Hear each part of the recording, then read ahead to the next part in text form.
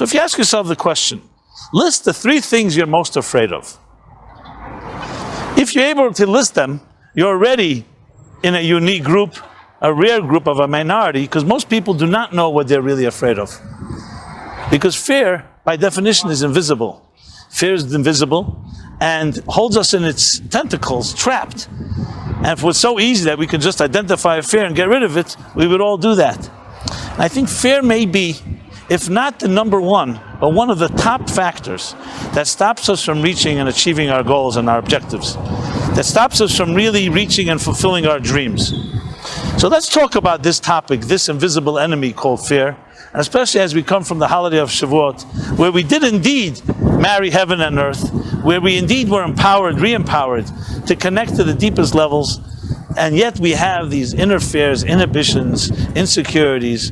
Some of them are innate, some of them are acquired, some of them came from our childhood. And what do you do about them? So of course, Yediat HaMachla Chetzi Refuah, knowing the fear, is the beginning of any healing. But at the same time, we don't just want to know the fears. We don't just want to be aware of them cognitively. We want to be able to transcend them. And that's what the topic of this talk will be. As I said, we're empowered here by Yerushalayim itself, the name, the wholesome or the complete fear. So what exactly is fear? What exactly is fear?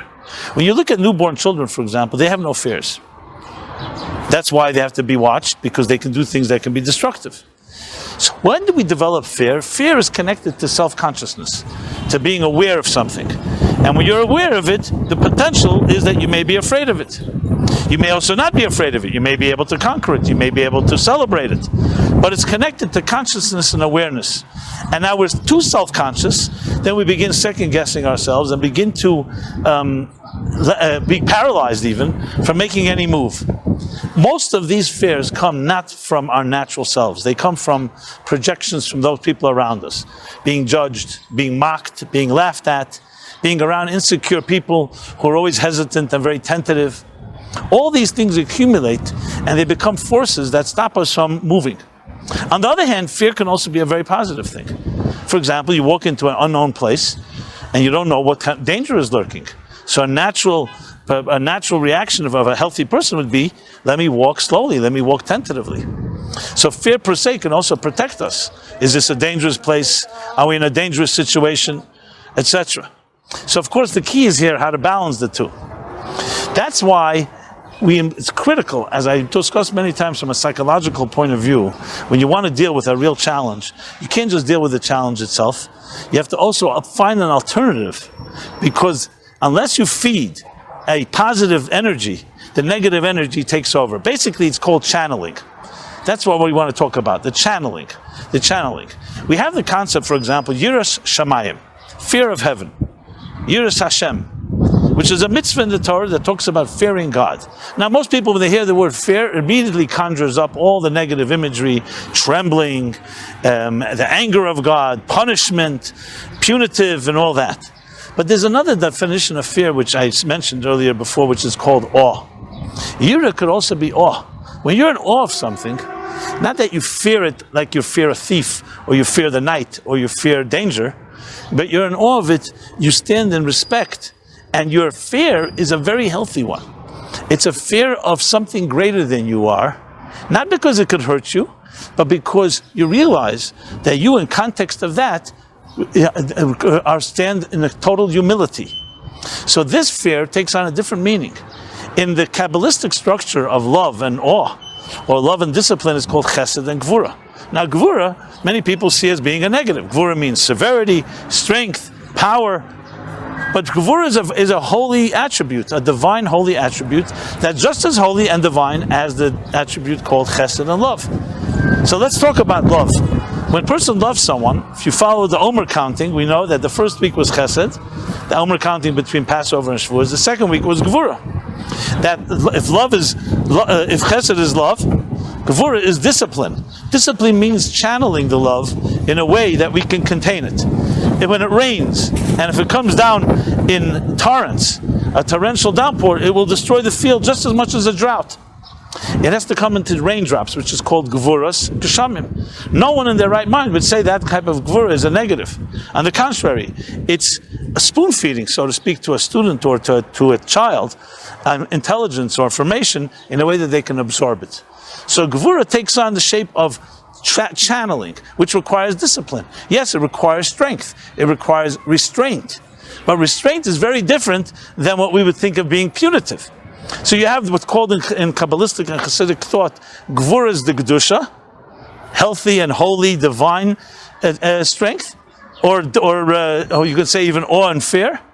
And you could say there's also Gvuras Koshes that are not from Kedusha, from Klippa, that are negative, bad forces, negative and negative fear. So just like we have healthy shame, we also have unhealthy shame. So fear in this context, fear is not fear as we usually see it. That's why I don't like to use the word fear, because it's really dominant in the English language. Fear is usually associated with the negative. But that's why awe is a better word. But it's really the other side of fear. Awe means not love and you're just running and intimately connecting to something. You stand in respect. There's boundaries. There's space. There's discipline. There's restraint. So the key thing to remember, that when we're dealing with our fears, besides the fact that we want to define what they are, which I'm going to discuss now, we also want to channel and transform and say, imagine if you were able to take the fear that you have of real or imagined, of the known or the unknown, and you'll be able to channel it to awe of something greater than you are. So you're not eliminating the fear. What you're simply doing is, why am I going to be afraid of that when I stand in awe of this? And that way it basically supplants it. So let's begin with step number one. But before, let me just mention the story, of course, of the Baal Shem Tov. Can't miss that. When he was a young child, he lost his father, and his father on his deathbed told him, his name was Yisrael, he said to him, Yisrael, remember, don't be afraid of anything but God. And this boy grew up with that type of last basically will and testament, the last message he heard from his father, don't be afraid of anything but God. So he would wander in the woods, in the forests, even in places where there was danger, and developed a strength and a confidence that allowed him to overcome all fears. You know why? Not because he was cocky and naive and oblivious, but because he had something that he was more afraid of, a force from above, God in heaven. And that awe did not let him be afraid of something smaller. Because if you're standing in the presence of something great that's always there with you, and you stand in awe of it, even in fear of it, how could something that's so small, even a creature like you, bring you fear? However, when you let go of that type of connection to something greater than you are, then you are at the mercy of the world around you, because you're part of that world. Like the concept of when you're tied above, you don't fall below. So we'll get back to this, but I want to go back to the identifying the fears. In truth, even though I asked the question at the outset, what fears do you have and how do you identify them? I would say that you don't necessarily have to list them. It can't hurt, but to dwell on them too much can also give them power. You don't want to give them power. But it's good to know what the things you're afraid of. Some people, for example, are afraid of being judged. Some people are afraid of failure. Some people feel that they were criticized every time they tried something. So they just don't go there.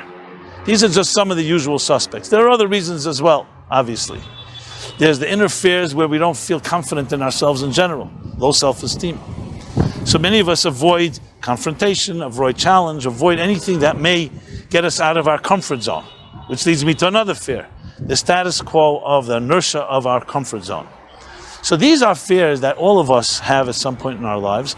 They may even dominate. They may affect how you are when you go to work. Ask yourself the question, do any of these or other fears, how much time do they preoccupy consciously? How much do you think about them? And I don't mean dwell every second, but I mean in general, how often do they come up? Every time you have to make a choice or a decision, do these fears crop up? How do they affect your work, your co-workers, your social life, your personal life? These are vital questions to ask because you want to have a good sense of self. Now, standing here in Jerusalem, I have to say in a very personal note, there's always for me, and I'm sure for everyone that visits this holy place, a sense of awe. Firstly, you're standing in the ground, the hallowed ground, that people, great people have walked for the last thousands of years. Do I know maybe Jacob, walked past here when he was traveling to Haran. We lay down to go to sleep on the mountain, the Temple Mount, which is just less than a kilometer from here. Maybe Abraham walked here. Rabbi Akiva and his colleagues, did they look from here at the Temple Mount? There's so many things that happen. Which priests walked by? What wars were fought? So standing here is immediately the Yerushalayim that I'm describing, a Yerushalayim of complete awe, because you're standing in front of something of this nature, and guaranteed it makes other fears melt. Doesn't mean they go away, but they stand, they overshadowed, and they pale in comparison. You see, awesome. 70 years ago, the Jewish people were being gassed. They were being decimated. 1.5 million innocent of our children were killed. And here we are, over 6 million Jews in this holy land, the largest population of Jews anywhere in the world, just surpassed the United States last year or two, and celebrating and honoring, and so celebrated Shavuos. And you see it here in the streets. How can you not be in awe of something like that? And how can that not weaken the fears, the petty fears that we have about so many matters of our lives? Now, we still have to address those fears, but I wanted to just point out that there's that power. Yerushalayim, it's complete, healthy fear. Fear of what? Not fear of an enemy. Fear and awe of something greater. You can almost say fear of me not living up to my obligation, me not living up to my legacy, to my destiny that this city demands of me. Thousands and millions of people have died to come to this land. Moses was never able to enter the promised land. And here we stand. What are you doing to live up to that? That should cause us to tremble in a positive way. Because if we're neutral about it and we're passive about it, what impact does it have? It has to demand of us a type of sense of awe. Where am I in context of history? Where am I in context of this Yerushalayim? And yet, at the same time, we have to also be able to take that and translate that into the fears that we have. So above all, would be the best way is to transcending it by taking on new commitments, new awarenesses, conquering new horizons. So if your fear is, have you reached level 50 after reaching level 49? As we know in the Talmud, it says God created 50 gates of understanding. 49 he gave to the human being, to the human race, and one remains elusive. Moses achieved all 49, and then Har Nevoy, the day he went up on the mountain, when he passed away. Nevoy, as the Maggid of Mezrich interprets, Nevoy means is the word Nun Boy. It has in it the 50 gates, the 50th gate that he only achieved then. So if your concern and your fear is, have I reached the 50th? You can imagine that you won't be busy on level 1 or level 2 with petty stuff. So the first thing is we have to commit to the things that broaden our horizons, that bring us and demand of us and expect of us greater expectations, much greater expectations. Once you're dealing with that concern, and I use the word concern very deliberately, that concern, that fear, then other fears become less significant. However, if you eliminate that higher level, and as I said before, you have to be tied above, not to fall below. When you're not tied above, what happens? You become subject, and you're at the mercy of which is below, which means other people, opinions, things in life. You become driven by circumstances. The key is that you want to control your destiny. You want to control your future. So then when you do list those fears, whatever they may be, then make a second list and say, okay, what are the fears I want to embrace? What are the concerns and the goals I want to embrace? That's what Yerushalayim demands of us. So though I'm standing here by the shadow of these walls, in this holiest of countries and holiest of cities, and you may be wherever you are in the world, remember, we all face Jerusalem when we pray, wherever we are, whether you're in Antarctica, whether you're in the moon. You're facing Jerusalem. And you face Jerusalem because this is where the prayers get elevated, because this was a Shara Shamayim. This is the gate to heaven. When Jacob did fall asleep, and he woke up and realized it was a holy ground, hallowed ground, he said, where was I lying? Shara Shamayim is the gate to heaven. And interestingly, the Shalah of Yitzchak Horowitz, the great 16th century, 17th century sage, mystic, in his last years, as many great giants and sages wanted to spend their last years in Israel, when he came here, he came to Jerusalem, he actually composed his last work, was the composition called Siddur of Shalah, which was called Shara Shamayim, the gate to heaven. So though he had composed his magnum opus called the Shalah Kodesh, his book, the Shalah, but the Siddur Shalah, Shar Shamayim, he composed in his last years here in Jerusalem. So wherever we are in the world, this is what we aspire to. So Jerusalem is more than a city. It's a spirit. It's a consciousness. It's a state of awareness. It's a state of awareness that allows us to recognize that with all that's going on in this world today, and there's much to fear. Look at the events that tragically happened in Orlando just a few days ago on the day of Shavuos. Look what's happening in other parts of the world. Much to fear. How do we counter that? Obviously, we have to do whatever is possible to eradicate that, to battle that, to fight it. However, we have to also do something more. Connect the things that are higher than these forces. So then you could sit in a type of peace, in your inner tranquility. Comes Shabbos, comes other days of the year, comes even every day, every weekday. You're able to connect to a place that's higher than all these fears because they precede them and they're greater than they all are. You even hear in the background some music and sounds from Jerusalem. I don't know, they're preparing for some concert, so don't mind that. It's just the natural sounds. That's what it is. So to sum up, what I was saying is the following: that we are in a time of many challenges, and with all the battles we have to fight on the ground, as Sun Tzu says in The Art of War, wars are won long before you fight them. It's your attitude. You go in with a winning attitude, you've won. Then it's just a matter of figuring out how to implement it. We are the Jewish people, and all of us who connect, whether you're Jew or non-Jew, connect to that spiritual foundation of strength, are connected to something that transcends all fears of the world. The deeper you connect to that, the less other things matter. It's as simple as that. As the Baal Shem Tov heard it clearly from his father, do not be afraid of anything but God. So the question is, how do we find God in our lives? God itself has become something that people have stereotyped, and the fear of God also drives fear in people's hearts, not in a healthy way. So maybe we have to erase tabulusar, we have to erase and create a clean slate, like the Levi Yitzchak Berditchever once said to someone who was a self-proclaimed atheist. He said to him, the God you don't believe in, I also don't believe in. We have to sometimes begin from scratch and start stepping back and say, maybe the God that I've grown up with, the God that I've heard about, is not really the God that I should be worshiping. Connect to a God that is the source of all reality. A God is not made of that reality. Not a God created in human image, whether it was your father's image or your teacher's image, but the contrary. A God who created the human being in the divine image.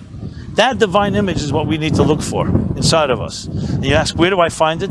You find it in your noble acts. You find it in small actions, good deeds. You find it when you sit down and think to yourself, what is the best part of me?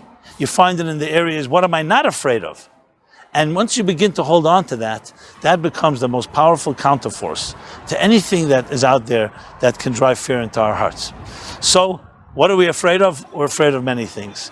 The more exposed you are, which means the less defenses you have because you're completely a product, I don't want to say victim of circumstances, obviously you're going to be afraid of those circumstances. What comes tomorrow? What came yesterday? What will my father say? What will my mother say? What will society say? What will my co-workers say? Every sound here, as I said, is an Israeli Jerusalem sound, so it's all part of the experience.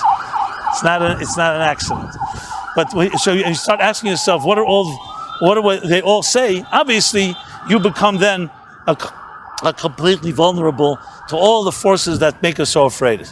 But when you're able to ask yourself the question, what does God say? Am I living up to the destiny? Am I living up to my calling? That's the thing you should be concerned about. And that is the driving element. Then what others say, what others do, who really cares? It's your voice. Are you expressing your voice? Are you singing your song? Because the worst possible thing is to die with your song still inside you.